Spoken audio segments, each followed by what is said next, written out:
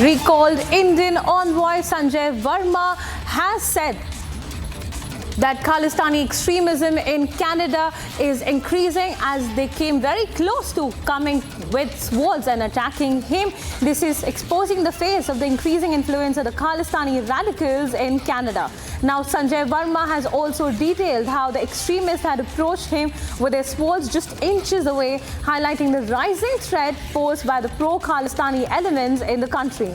His testimony adds to the mounting concerns over Canada's handling of these extremists. Recalled Indian envoy Sanjay Verma has exposed the growing influence of Khalistani extremism in Canada as he recalled a chilling incident where the Khalistani radicals came very close to attacking him with swords, inches away indeed. These are revelations coming in which are likely to put the focus. Let's listen in what Sanjay Verma had to say on it. Just a follow-up on this. Sir, in some of the narrations, there is also a fact given that Pakistan is also playing a role in propping up or fueling these elements, apart from Canadian system. See, generally speaking, we do know and understand that Pakistani agencies have very close links with the Khalistani terrorists and extremists, and we can see the examples of those terrorists who were living in Pakistan, most likely under the protection of the Pakistani system. So yes, there are global links. I'll have no doubts that these global links will also be valid for Canada. Viewers, at this point, I'd like to bring in my colleague Abhishek, who's joining us live on call. Abhishek, help us understand now with Sanjay Verma's revelations coming to the fore, how is that likely to impact the already strained relations between India and Canada? And also, what does it say about the growing influence of the Khalistani elements in Canada, really?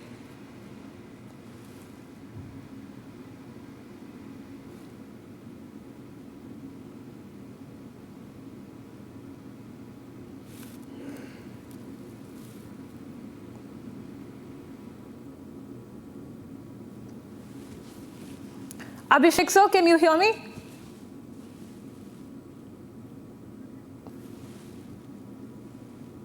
Viewers, a big breaking coming in from Canada as the recalled envoy Sanjay Verma has made chilling recall of the incident where Khalistani radicals were inches away from attacking him with swords. Abhishek, could you help us understand now that the revelations have come to the fore about how Sanjay Verma was possibly very close to being attacked by the Khalistani radicals in Canada with swords? In fact, how does that sort of impact the already strained relations between India and Canada, firstly?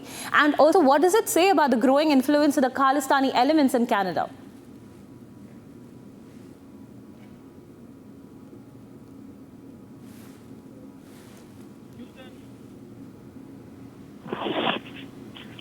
All right, that's a big breaking development, friends, coming in that India's High Commissioner to Canada, who has just returned after being recalled in response to Canadian machinations and the charges they have leveled.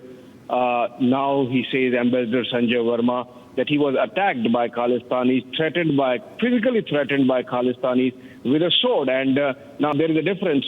Sikhs are allowed to carry kirpans, which is part of religion, but these were swords, and those Khalistanis were brandishing swords, and they brought them as close as, say, a couple of inches close to the ambassador, clearly aimed at physically harming him and threatening him. And through all this, the Canadian authorities did nothing, and that clearly shows that there is absolute Canadian indulgence with these Khalistani elements. The ambassador also goes on to say that it is clear that there are Pakistani links to these Khalistani elements in Canadian society trying to foment trouble back home here in India, and that they are fully backed by the Pakistani deep state. They have deep linkages which have been brought to the notice of Canadians, and despite that, they have not done anything. And the fact that our ambassador was threatened is a clear breach of Vienna Convention, and possibly India might take it up at appropriate international platforms now that effectively there is a complete breakdown of a relationship, at least insofar as the present government is concerned. And Ambassador Verma there giving details about the manner in which the Canadian state has conducted itself despite clear and present danger of a physical harm coming, or bodily harm nearly coming to Ambassador and some other members of the team. The Ambassador recalls a visit to Alberta and a Gurudwara there, where he was physically threatened with the use of swords on his visit. And despite informing the Canadian authorities about this and the fact that this is available for them to see through their through their monitoring mechanisms, despite that, nothing was done except for when India protested some upgrade of ambassador's security and the security detail of a few other members of the diplomatic team in Ottawa and Toronto. So it is clear now that Canadians have been speaking differently than what they have been doing on the ground, and Justin Trudeau administration effectively compromising the security of India's diplomatic team in Canada, and that's the reason why things escalated and India had to recall its ambassador and 6 other members of this mission staff in Toronto and Ottawa. Thank you, Abhishek, for those details. Coming in as Sanjay Verma, the Indian envoy, recalls chilling incident where the Khalistani elements came dangerously close with swords. Viewers, at this point, I'd like to bring in a very special guest.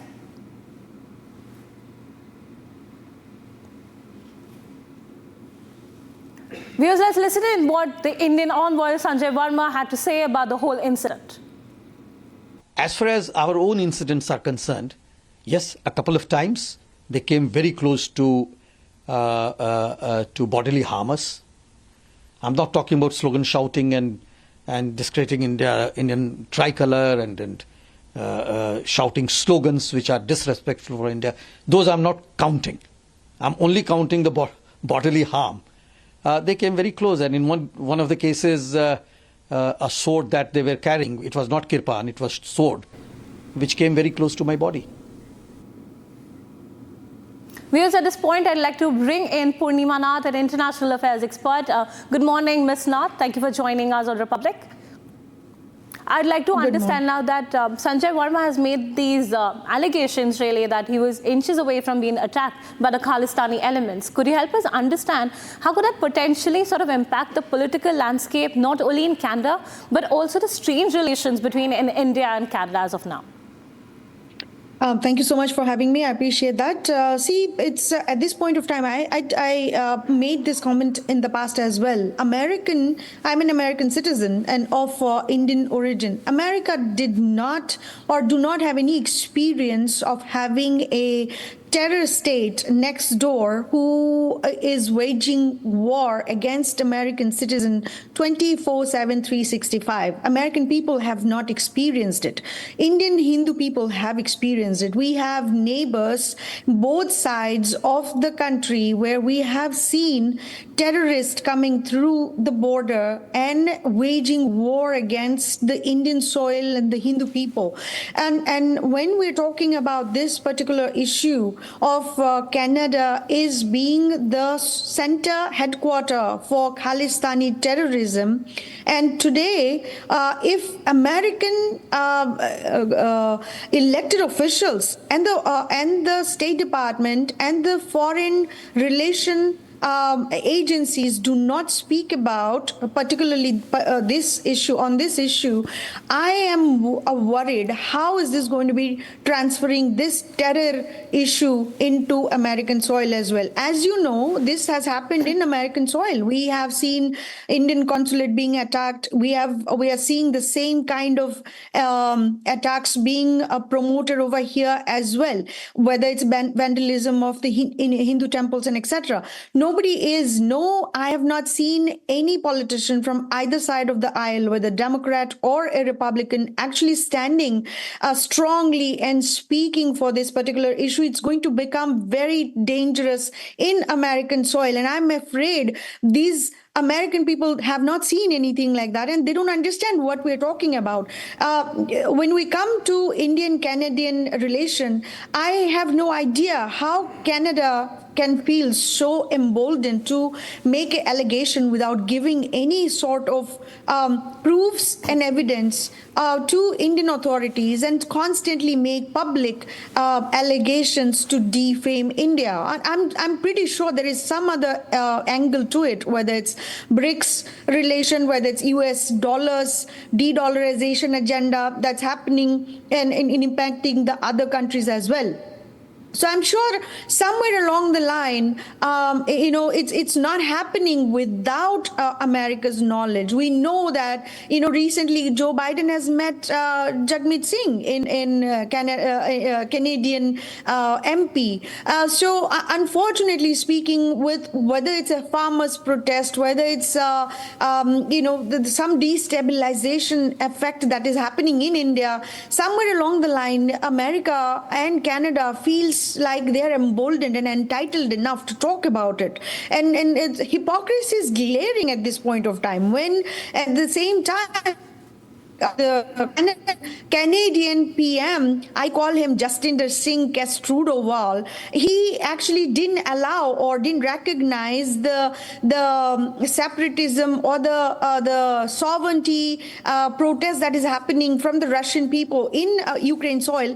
He actually denied it, but at the same time he says it's a free speech when these goons are blocking streets and threatening ambassador. And when it came in Canada itself. Now, when it come down to the fact that a Indian diplomat was being almost threatened, with a sword, not even the kirpan that they are supposed to be allowed. This is dangerous.